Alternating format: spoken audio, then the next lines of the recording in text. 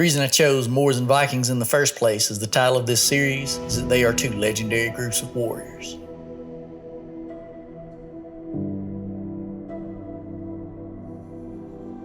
In my interactions with black people, which have been extensive, I found that men bond over the idea of being warriors. Some of the best times in my life were spent in the boxing and MMA gyms. Before and after that period of my life, I hung with a tough crowd and was quite often one of the few white guys. This was before the social justice clusterfuck that Hussein Obama brought down upon us. Police firing off flashbang grenades at rioters. And I predicted this, Liz, weeks ago that they would go violent.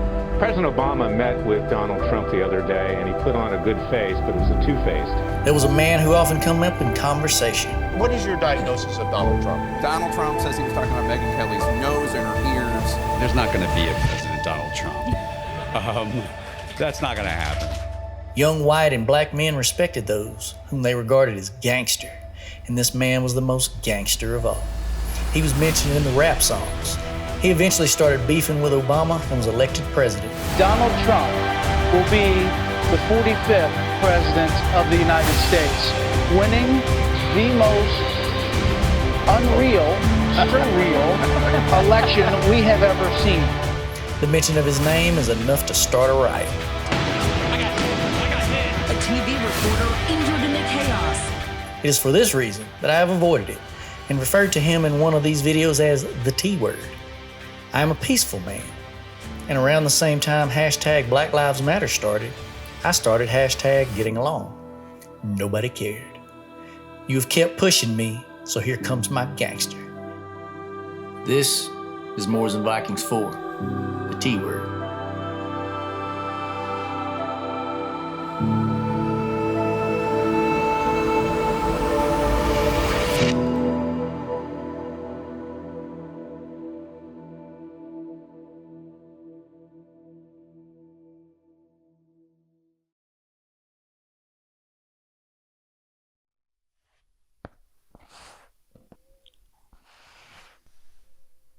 President Trump plans on building a garden of American heroes. Bunch of statues for the America haters to be mad at. I like it. One of the first statues built will be of Prince Estabrook, a black man who became one of the first Americans wounded in the American Revolution. Going into the 2024 election, I plan on voting for Tim Scott. His speech about his family going from picking cotton to serving in Congress over the span of one generation was truly inspiring to me. Philosophies like the 1619 Project attempt to convince us that American traditions are not worth fighting for. Sounds like a foreign invasion of our minds to me. In medieval Europe, the Umayyad Caliphate colonized Spain. They were comprised of Arabs and black Africans. Charles Martel kept them from conquering France. His grandson was Charlemagne, founder of the Holy Roman Empire. Donald Trump is our Charles Martel. Now, this is where the keyboard cowboys are going to say that I'm pushing white supremacy and Nazi propaganda. It's a perfect time to address Charlottesville. People were demonstrating in opposition to and support of a Robert E. Lee statue. Things got out of hand, as they often do at protests. Trump said that there were fine people on both sides. He clearly condemned white supremacists and neo-Nazis. Clearly. That's the day I started to lean Trump. Those fine people on both sides are my people. It is respect for each other's perspective that will enable us to build a strong multicultural nation. The social justice movement uses history against people in order to take territory. When we start from a place of mutual respect, We can examine cause and effect of tragedies in order to prevent them. I wish to allow all to celebrate their heritage. Competition is inevitable. Every group must be prepared for it. It is my intention to illustrate that Donald Trump is the leader who began the movement to preserve this great empire for all races. During the Civil War, the South was invaded. The radical Republicans wanted to punish the South, but President Lincoln wanted to welcome them back into the fold. They shot him for it. Every war has some moral justification, some more legitimate than others. I truly believe that slavery had to end, but I don't believe that the Union expended substantial resources and human lives because they loved black people. They wanted to take over the cotton industry. Lincoln was the only thing stopping them. Not a bad guy for a Yankee. Most people know that the Klan is a terrorist organization, but they don't examine cause and effect.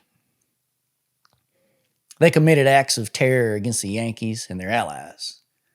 One way to put it is that they wanted to preserve the existing economic and political order through violence. Another is to say that they were protecting the South, as Lincoln never could.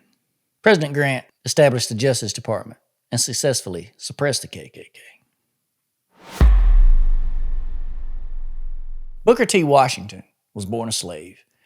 At the age of 16, he began his education at Hampton Institute in Virginia. The white principal, Samuel Chapman Armstrong, had commanded black troops in the Civil War. He wanted to educate black people so that they could reach their potential.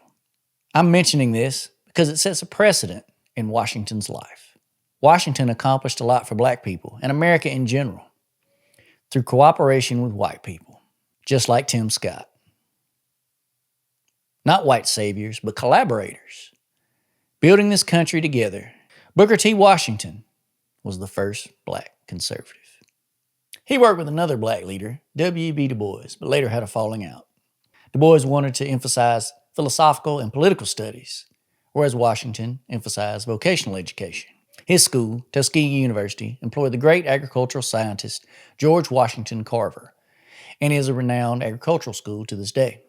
That's a conservative, if I've ever heard of one. W.B. Du Bois advocated for Marxism and was eventually ostracized by Harry Truman. He lived out his final years in Ghana. In 1914, a man named Timothy Drew started the Moorish Science Temple in New Jersey. He claimed a mysterious Egyptian priest had given him a lost chapter of the Quran in which black people were stolen from Mecca by the white devils. This is the same year World War I started. The Germans were allied with the Turks. British intelligence officer T.E. Lawrence recruited the Arab tribes to fight them. Ollie's church eventually became based in Chicago. After his mysterious death, a church member started the Nation of Islam in Detroit. This man, Fard Muhammad, was of unknown origin. The 1915 film Birth of a Nation portrayed the KKK as a heroic organization, which led to its reemergence in Georgia after the murder of a young woman named Mary Fagan by a Jewish man. I find it interesting that this is the same year that Booker T. Washington died. The FBI eventually suppressed it again until the Civil Rights Movement upset the social order of Jim Crow. Martin Luther King Jr. said that by propping up Jim Crow, that whites were distracted from how they were being exploited by the very same elites. This is the pattern that I like to examine. Elites using people's powerful emotions of fear and moral outrage to motivate them to take and control resources for them. Blacks have, unfortunately, often been the tinder to ignite conflicts between different groups of white people. The Civil Rights Movement brought many race hustlers I often hear about how figures like Al Sharpton get rich selling blacks hope. He was filmed discussing cocaine trafficking, informed the FBI, and was never convicted of any crimes. David Duke was a prominent KKK member in the 70s. Leaders like him had a sympathetic message for whites. He was convicted of fraud in 2002. The pain of poor and middle class is projected onto the other race as the puppet masters get richer. This is a good time to mention Trump again. I began with a dramatic monologue, but reality requires calm examination. I consider myself a part of the MAGA movement, but I don't know Donald Trump. We should never become so frenzied with our passions that we do not question those who feed them by promising to heal our pain and grant our desires. Even those who do good don't usually do it for free. We're going back to the valley. Black people do not trust the police. It is true that murders of blacks have gone uninvestigated in our history and that they've been committed by police officers. Black militant groups formed to protect blacks. While I do believe that the Black Panthers started for a perfectly understandable reason, an important duality of American blacks must be noted here. James Baldwin said, "To be black is to be angry." I do not think of a person as my enemy simply because they are black. In fact, it is hard for me to imagine America without black people. I really enjoyed seeing Samuel Jackson as Uncle Sam at the Super Bowl. However, I'm aware that blacks do not exactly feel welcome here, especially when they hear this accent. Organizations like the Black Panthers are utilized by America's enemies. Black Panthers wear berets like Che Guevara, the communist leader who spread revolution in various countries. They distributed Mao Zedong's literature. The Muslim leader Muammar Gaddafi attempted to arm the Black Peace Stones with Stinger missiles. Both organizations are influenced by the Black Muslim movement mentioned earlier. Those on the left would paint the Panthers and the Peace Stones as heroes and the Klan as terrorists. I'm here to tell you that white and black people have a desire to protect their communities. We have the tenacity of a great warrior heritage. We have legitimate reason to fear each other. Isolating ourselves from each other and perceiving any attempt to discuss difference of perspective as an attack leads to completely senseless bloodshed. When we attempt to understand each other, it's really not that hard. The 1970s were a time of cynicism, racial division, and fear. Donald Trump graduated from college in 1968 and took over his father's real estate business in 1971. It is appropriate for Trump to be president now. We have basically recreated the 70s. His rhetoric of drain the swamp and fake news were shaped by events like Watergate. Trump is a populist president who speaks like a social media troll, even literally being one. Neither liberal nor conservative trust the government. Social media has eclipsed legacy media as a trusted source. It's grassroots, just a bunch of people sharing their feelings. Is it though? The fact that social media is seen as trustworthy is troubling to me. I've had more than one person, when I said that a certain thing was media deception, tell me that they don't watch the news. I didn't say the news. I said media. Something that was instantly troubling to me was the constant sharing of videos of racial violence. People streamline their news feed, or have it streamlined for them, to show the people and the things that they choose to be afraid of or outraged by. The 21st century is actually less violent. Racial violence is rare. White people killing black people is even rarer. You know how I know that? Because we hear about it every single time it happens. I'm sure I'm going to be called a white supremacist for this, but I'm also sure I'm past that. Legacy media, Hollywood, and liberal online communities deny black on white crime and slap you in the face with any incident including self-defense of a white person killing a black person. I support police reform, but they make a victim out of someone who attacks police. People like George Floyd, who lived a life of crime, oversaturate media. Same year, a 10-year-old black kid was accepted to Georgia Tech.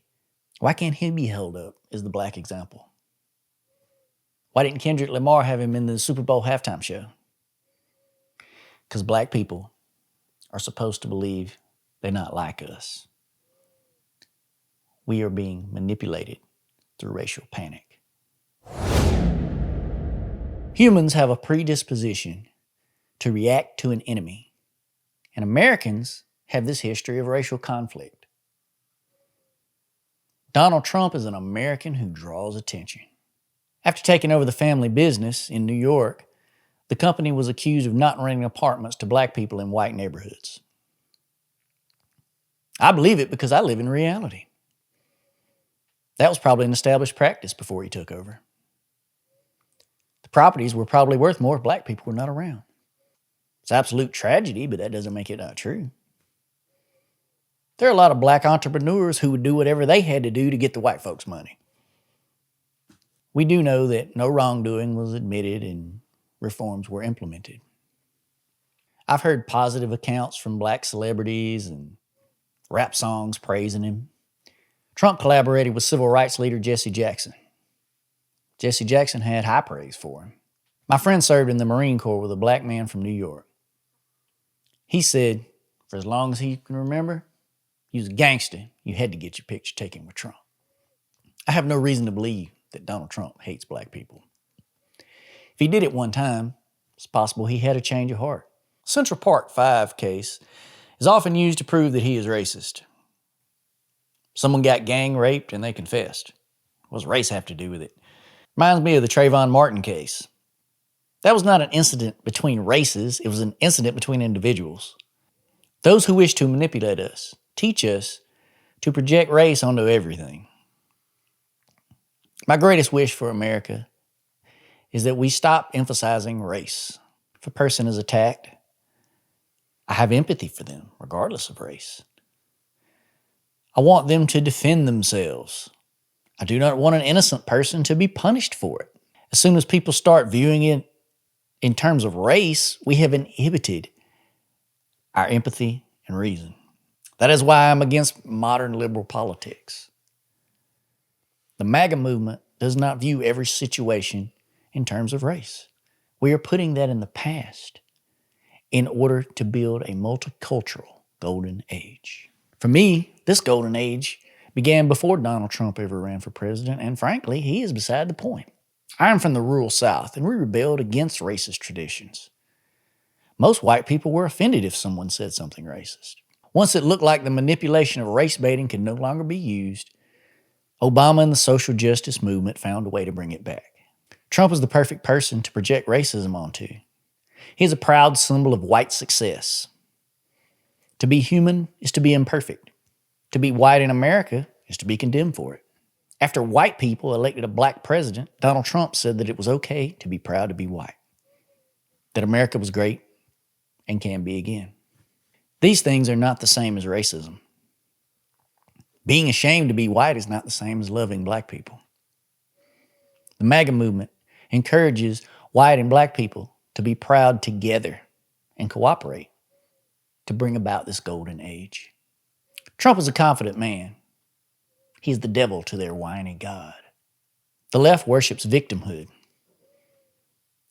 When I followed Kamala Harris's YouTube channel, she spoke in a whiny voice about Trump victimizing people. Her and Liz Cheney talked about how afraid her supporters were. That is a theme that recurs over and over. If they are pitiful enough, we will feel sorry for them and give them the country. We honor all genders, races, orientations, and status. That brings me to their icon, AOC. I've called her the liberal Trump because she knows how to hook people's emotions on social media. Trump projects confidence and can be a bit of a bully. AOC plays to people who feel threatened by that. One of her finest moments was when somebody called her a bitch. She droned on about misogyny. That altercation was between individuals. It was about gender like every altercation between old white and black person is about race. I'm voting for a Beth Dutton bitch that would slap that dude in his mouth. AOC made an hour-and-a-half video about hiding behind the door at the Capitol riots. Beth Dutton would have put her pistol up on the desk, told them to bring their asses in. Most black women that I've known would have done that as well. The golden age of America begins right now.